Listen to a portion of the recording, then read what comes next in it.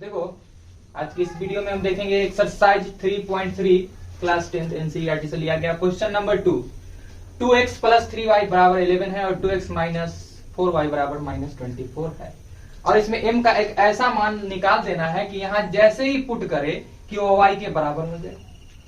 जैसे ही पुट करे m का वैल्यू कि y के बराबर हो जाए, यह जानने के लिए हमें यह जानना जरूरी होगा कि x और y होगा क्या। आखिर x और y क्या होगा कि x और y के जगह हम पुट करें वैल्यू तो m का वैल्यू निकल जाए, क्योंकि हमें इक्वेशन जो है एक्स वाई के फॉर्म में दिया है तो यहाँ से एक्स वाई निकालना ही संभव है।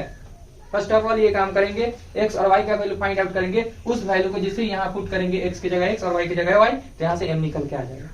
एम वह एक ऐसा मान होगा जिसको पुट करेंगे तो एलएचएस आरएचएस के बराबर भी पुट जाएगा। सबसे पहले मेरा काम क्या होगा, एक्स वाई निकालना। अगर एक्स वाई निकालने में सक्षम रहते हैं तभी जाकर हम एम निकाल सकते हैं। तो कौन विधि से बनाना है, क्योंकि हम ये एक्सरसाइज में सभी क्वेश्चन प्रतिस्थापन विधि से बनाए हैं, सब्स्टिट्यूशन मेथड से बनाए हैं, तो उसी मेथड का यूज करेंगे। तो ये मेरा फर्स्ट इक्वेशन है कि 2x प्लस 3y बराबर है 11, यह मेरा फर्स्ट इक्वेशन है। जबकि मेरा सेकेंड इक्वेशन जो है वह है 2x माइनस 4y बराबर माइनस 24, यह मेरा सेकेंड इक्वेशन है। इस इक्वेशन को और सिंप्लीफाई कर सकते हैं हम लोग, वो देखो कैसे। यहाँ से हम लोग चाहे तो ले सकते हैं कॉमन 2 कॉमन ले ले तो यहाँ से बच जाता है x और माइनस यहाँ से बच जाता है 2y। 2 के टेबल में 2 टाइम्स इसलिए 2 लिखा गया है और यहाँ पर माइनस 24। ये 2 के टेबल में 12 टाइम्स आ गया और यह इक्वेशन अब बहुत ज्यादा सिंपल बन चुका है। यह इक्वेशन अब बन चुका है x माइनस 2y बराबर का माइनस 12 और ये इक्वेशन हो गया मान लो मेरा सेकेंड। इसको कर लिए सेकेंड, सिंपलेस्ट फॉर्म में कन्वर्ट कर लिए। अब यहाँ से हम लोग क्या करते हैं, फ्रॉम इक्वेशन फर्स्ट समीकरण इक्वेशन फर्स्ट करते हैं, समीकरण 2 से चलते फ्रॉम इक्वेशन सेकेंड। क्या कह सकते हैं, प्रतिस्थापन विधि मतलब स्थापित करना किसी वैल्यू को। एक वैल्यू को रोक लो, एक्स को रोक लिए और माइनस का उधर जाके क्या हो जाता है प्लस का 2y और इसे मान लेते इक्वेशन हम लोग थर्ड। अब देखो x के जगह पर हम लोग स्वतंत्र है डालने के लिए माइनस 12 प्लस 2y, जो कि इक्वेशन फर्स्ट में डालेंगे। क्यों इक्वेशन फर्स्ट में डालेंगे, क्योंकि ये तो इक्वेशन सेकंड से बात आया ही है, तो उसमें कैसे डाल दे, हम इक्वेशन फर्स्ट में डालते हैं ये वैल्यू को। ध्यान लिख देते क्या चीज हम लोग, समीकरण 1 में x बराबर माइनस 12 प्लस 2y प्रति स्थापित करने पर, प्रतिस्थापित करने पर तो कर देते हैं 2 के जगह 2 और x के जगह पर क्या डालना था माइनस 12 प्लस 2y और प्लस 3y बराबर में था 11। ठीक है, तो देखो यहाँ से 2 को इससे मल्टीप्लाई किए तो माइनस 24, 2 को इससे मल्टीप्लाई किए प्लस 4y और प्लस 3y बराबर में 11। क्लियर। अब यहाँ से हम लोग क्या देखेंगे, एक जाते एक तरफ ये दोनों को ऐड करेंगे तो 7y बराबर 11 माइनस 24 इधर आया तो प्लस का 24 हो गया। दिस इंप्लाइज 7y बराबर दोनों को ऐड करेंगे क्या दे देगा 35 दे देगा और दिस इंप्लाइज y बराबर 35, जो सट्टा मारे पट्टा डाले बट्टा 7 से 7 बचे और इसलिए y बराबर हमें निकल के आया है 5। y का वैल्यू हमें निकल के आया क्या चीज 5। इस वैल्यू को इक्वेशन थर्ड में पुट करेंगे, निकल के आ जाएगा क्या चीज x। ठीक है, तो डाल देते हैं हम लोग क्या चीज, समीकरण 3 में y बराबर 5 रखने पर, y बराबर 5 रखने पर। तो बहुत बच्चा का प्रश्न यह भी होता है कि हम समीकरण 3 के अलावा किसी और में भी डाल सकते हैं। बिल्कुल डाल सकते हैं, आंसर आएगा, लेकिन हम यहाँ इसलिए डालते हैं क्योंकि यह x अलग हटा हुआ है और डायरेक्ट x का ही वैल्यू दे देगा ना। तो यहाँ पर हम लोग x बराबर लिख देते हैं माइनस 12 प्लस 2 है तो 2 और y क्या है तो 5 है तो इंटू 5। तो रिजल्ट क्या मिलता है यहाँ से माइनस 12 प्लस 10, तो यहाँ से रिजल्ट मिलता है माइनस 2। x बराबर आ गया है माइनस 2, y बराबर आ गया है 5। इस वैल्यू को अगर हम यहाँ पुट कर दे तो हमें m निकल के आएगा। बोला था m का वह मान याद कीजिए, यानी m निकालना है। तो हम लोग क्या करते हैं अब कि y बराबर mx प्लस 3 में x बराबर माइनस 2 और y बराबर 5 क्या कर देते हैं, रख देते हैं रखने पर। तो रख देते हैं, इक्वेशन मेरा क्या था, y की जगह क्या था तो 5 आया था वैल्यू, बराबर की जगह बराबर m के जगह m और x के जगह पर -2 और +3 और यहाँ से हमें m का वैल्यू प्राप्त हो जाता है। देखो यहाँ पे 5 +3 इधर आ गया, हो गया -3 बराबर m को -2 से गुना करिए -2m आया और 5 में से 3 गया 2 आ गया बराबर -2m। क्लियर? ठीक है, ये कवरेज एरिया में दिस इंप्लाइज तो m बराबर क्या बोल सकते हैं, जो सट्टा तो बट्टा 2/2 माइनस 2 1 जा 2, इसलिए m बराबर -1, m बराबर आ गया -1 और यही मेरा फाइनल आंसर होगा इस प्रश्न का। और यह वैल्यू को यहाँ पुट करके तुम देखोगे तो इक्वल आएगा y बराबर क्या है मेरा 5, देखो ध्यान समझना इस चीज को, y बराबर है मेरा 5, बराबर की जगह बराबर, m की जगह पर क्या है -1, क्या है -1 और y x की जगह पर क्या था -2 और +3, देखो माइनस माइनस क्या हो गया प्लस, माइनस माइनस हो गया प्लस, 2 1 जा 2, 2 + 3 5, मतलब सही बना है। चलो इसको 3.3 एनसीईआरटी क्लास 10 क्वेश्चन नंबर हम देखेंगे थर्ड का 1। क्या क्वेश्चन, दो संख्याओं का अंतर का बात जब कर रहा है, दो संख्या का जैसे अंतर का बात कर दिया, डिफरेंस का बात किया है और डिफरेंस तभी ज्ञात किया जा सकता है जब हम लोग तुलना करते हैं। तुलना कब कर सकते हैं, एक छोटा एक बड़ा होगा तभी तुलना कर सकते हैं नंबर के बीच में। सेम नंबर के बीच कुछ तुलना कर पाएंगे क्या, करेंगे तो 0 ना तुलना आएगा। यहाँ तुलना करने पर 26 आ रहा है, यानी कि एक संख्या बड़ा है दूसरा क्या है छोटा है, एक संख्या बड़ा है दूसरा क्या है छोटा है, मतलब दो प्रकार का संख्या है। तो इसमें हम मान के क्या चलते हैं, पहली संख्या को x अगर मान ले, पहली माना पहली संख्या को मान के हम लोग चलते हैं क्या है x है, पहली संख्या x है और दूसरी संख्या को हम मान के चलते हैं y है, दूसरी संख्या y है। अभी दोनों में से कोई एक को बड़ा तो मानना पड़ेगा तब ना अंतर पता चलेगा 26 का। तो चलो मान लेते हैं y जो है वह बड़ा है x से, y क्या है बड़ा है x से। अब लिखते हैं हम लोग प्रश्न से, लिखते उधर y बड़ा है x से, तो लिखते हैं प्रश्न से, अरे कि प्रश्न से क्या लिखते हैं, एक संख्या दूसरी का तिगुनी है। अगर हम y की बात करें और बराबर कर दे x के, कभी संभव है कि ये दोनों बराबर होगा, नहीं होगा। ऑलरेडी y बड़ा है तो बड़ा में कभी गुना नहीं, यही कॉन्सेप्ट हमेशा याद रखना कि देखो एक संख्या दूसरी का तिगुनी है तो इसमें 3 से गुना नहीं करेंगे, दूसरी का तिगुनी है पढ़ने में लगेगा तो दूसरा में 3 से गुना कर देंगे, तो ये गलत बात है। ठीक है, ये देखेंगे हम लोग क्या माने, यहाँ y को बड़ा माने तो y में 3 से गुना नहीं करेंगे, बड़ा में बड़ा, बड़ा में 3 से गुना तो और बड़ा, कभी छोटा के बराबर नहीं, तो छोटा में 3 से गुना। समझ आएगा बात, आ गया, ये मेरा इक्वेशन हो गया फर्स्ट। क्लियर है? पुनः प्रश्न से क्या बोलेंगे, क्या बोलेंगे पुनः प्रश्न से, तो पहले के बोले दिए थे हम लोग, ध्यान नहीं दिए थे कि दो संख्याओं का अंतर 26 है, यानी कि दो संख्याओं का अंतर, तो बड़ी संख्या कौन है। चलो ये चीज को हम पहले ही लिख देते हैं, ये टर्म बाद में लिखते हैं, पहली संख्या मतलब ये बाद में लिखते हैं, पहली संख्या दूसरी का तिगुनी है। दो संख्याओं का अंतर 26 है, यानी कि y माइनस एक्स बराबर किसके 26। यह मेरा इक्वेशन है फर्स्ट। दिक्कत है? पुनः प्रश्न से क्या बोला था, दूसरी संख्या, देखो एक संख्या दूसरी संख्या का क्या है तिगुनी है, तो यहाँ पर हमने किसे माना था बड़ा, y को माना था बड़ा, इसलिए छोटा में 3 से गुना, ये चीज हम पहले बता चुके हैं। ठीक है, और यह मेरा हो जाता है इक्वेशन सेकेंड। कितना आसान है, प्रतिस्थापन विधि, y की जगह 3x पुट कर देंगे क्या, तो लिख लेते हैं हम लोग क्या चीज, y बराबर 3x समीकरण 1 में प्रतिस्थापित करने पर तो कर देते हैं, y की जगह क्या डाल देते हैं हम लोग 3x माइनस x तो पहले से है बराबर में 26। दिस इंप्लाइज 2x बराबर 26, दिस इंप्लाइज x बराबर 26, जो सट्टा मारे पट्टा डाले बट्टा, दूसरे कितना 13, इसलिए x बराबर आ गया 13।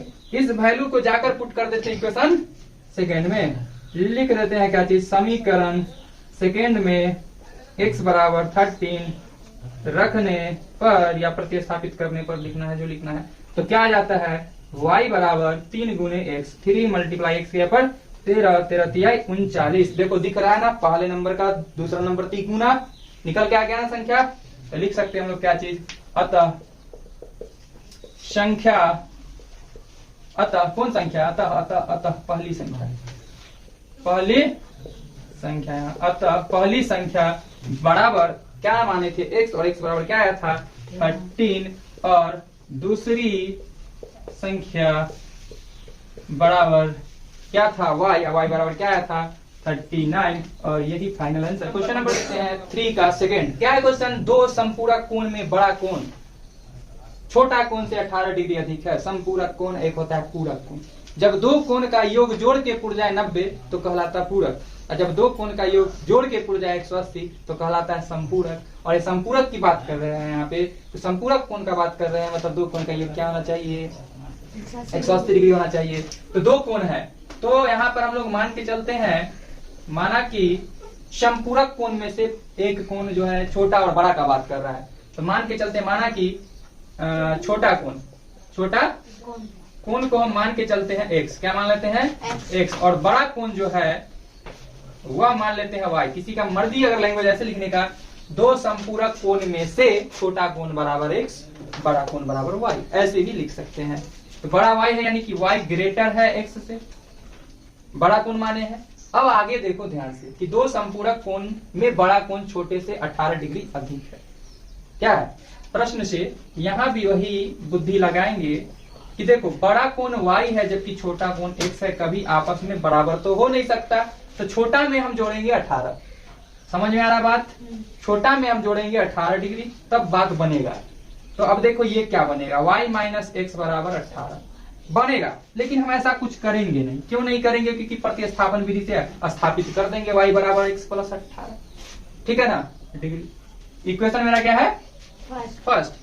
पुनः हम बोल सकते हैं, पुनः हम क्या बोल सकते हैं, ये तो बात हम जानते हैं संपूरक कोण किसे कहते हैं, जब दो कोण का योग क्या हो 180 डिग्री। दो कोण क्या है तो x है और प्लस y बराबर किसके होना चाहिए, इक्वेशन सेकेंड।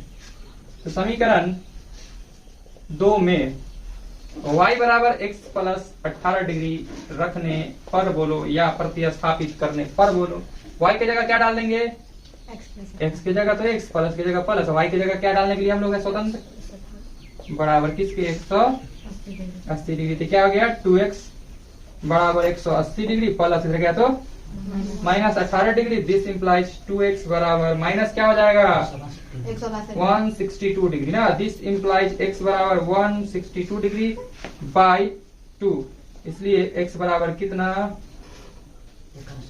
81 ना, 81 डिग्री x का वैल्यू आया। इस वैल्यू को यहाँ पुट करेंगे, y का वैल्यू निकल के आएगा ना। तब लिख देते हैं समीकरण 1 में x बराबर 81 डिग्री रखने पर, तो रख देते हैं, तो y बराबर x के जगह पर 81 degree plus 18 degree, this implies y बराबर 99 डिग्री। यही आंसर, ठीक है। हाँ तो लिख देंगे अतः छोटा कोण बराबर 81 डिग्री और बड़ा कोण जो y माने थे वो 99 डिग्री, और यही मेरा होगा फाइनल आंसर। क्वेश्चन नंबर हम लोग देखते हैं, क्वेश्चन नंबर 3। क्या है क्वेश्चन नंबर 3 कि एक क्रिकेट कोच थे जिन्होंने 7 बल्ले और 6 गेंद 3800 रुपया में खरीदा, उसके बाद भी नहीं पोसाया, उतना भी घट गया। फिर क्या किए कि बाद में 3 बल्ला और 5 गेंद 1750 रुपया में मंगवा लिए। अब क्वेश्चन यह कह दिया, बताइए कि कितना रुपया में बैट खरीदे और कितना रुपया में बॉल। यहाँ 2 इक्वेशन है, कंपेयर करके हम बहुत आसानी से निकाल सकते हैं। प्रत्येक बल्ले और प्रत्येक गेंद का मूल्य ज्ञात करना, जो ज्ञात करना चाहिए तो मान लेते हैं, माना ही मुश्किल वाली है। माना कि एक बल्ले का मूल्य क्या मान लेते हैं हम लोग, 1 रुपया, ठीक है। एक गेंद का कीमत, एक गेंद का मूल्य क्या मान लेते हैं, y रुपया। प्रश्न से कुछ नहीं करेंगे, जो बोलेगा वही करेंगे। ध्यान समझना, एक बॉल का मूल्य अगर 1 रुपया है तो बोलेगा 2 बॉल का क्या होगा, सॉरी बल्ला है। एक बल्ला का मूल्य अगर 1 रुपया तो 2 बल्ला का 2x रुपया, 2 से गुना 3 होगा, 3 से गुना 4 होगा, 4 से गुना, यहाँ बल्ला कितना था 7 बल्ला था। तो प्रश्न से क्या बोल सकते हैं, 7 बल्ला यानी कि 7x रुपया लग गया, प्लस 6 गेंद खरीदा, एक गेंद का मूल्य y रुपया, तो 6y रुपया उसका डूब गया, टोटल इतना रुपया हुआ। और यह कितना दुकानदार को दे दिया जाकर के 3800 रुपया दे दिया, यानी कि 7 बल्ला 6 गेंद का मूल्य 3800 रुपया से रुपया कैंसिल। क्लियर। तो 7x प्लस 6y बराबर 3800 इक्वेशन हो गया मेरा यह फर्स्ट। पुनः प्रश्न से अगेन अकॉर्डिंग टू क्वेश्चन, फिर लाया 3 बल्ला। एक बल्ला का मूल्य 1 रुपया, 3 बल्ला का 3x रुपया, एक गेंद का y रुपया, तो 5 गेंद का 5y रुपया।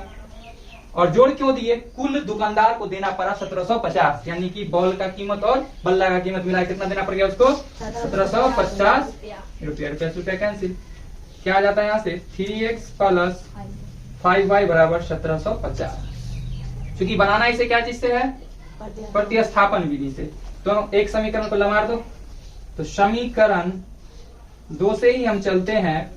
तो क्या लिखते हैं? 3x बराबर 1750 प्लस गिराए तो -5y। दिस इम्प्लाइज x बराबर 1750 माइनस 5y, जो 3 सट्टा हो गया बट्टा। ये वैल्यू इक्वेशन मान लेते हैं इसको थर्ड। खूब सीखे ये मेथड ना, पहले x की जगह पर ये डाल देते जहां इक्वेशन फर्स्ट था वहां। तो हम लोग क्या करते हैं, समीकरण 1 में x बराबर 1750 माइनस 5y बाई 3 क्या कर देते हैं? प्रतिस्थापित कर देते हैं ना।